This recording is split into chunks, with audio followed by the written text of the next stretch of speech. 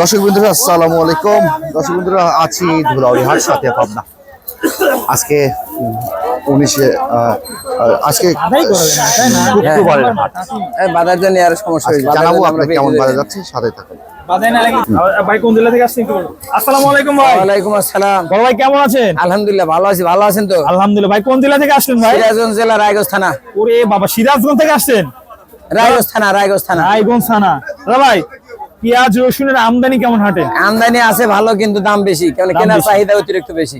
মানে দাম কি সামনে বাড়বে না কমবে কি মনে হয়? এখন বাজার তো বাড়ায়, যে অবস্থায় দেখতেছি এখন এই অবস্থায় তো আপাতত কিছুদিন থাকার কথা, একটু নরম হওয়ার মানে ওই বাজার এলাকার চাহিদা কমলে একটু বাজার নরম হবে। আপনাদের সিরাজগঞ্জ চাহিদা কেমন মালের ভাই? আছে মোটামুটি চাহিদা ভালো, মাল নিয়ে যাওয়ার সাথে মনে করেন যে আমরা খামচা ধরে গেরস্তের কাছে বেচতেছি আমরা।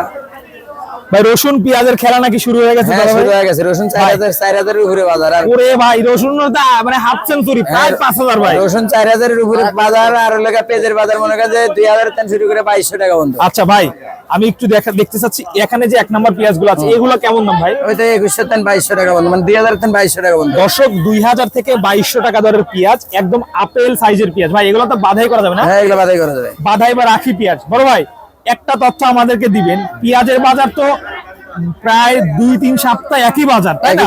এই 2200, 2000, 1900, 2000। তবে কিছুদিন পর তো বাধাই কমে যাবে। বাধাই কমে যাবে। তখন কি মনে হচ্ছে? বাধাই কমে গেলে একটু হলে বাজার কমবে। বাজার কমবে। হ্যাঁ।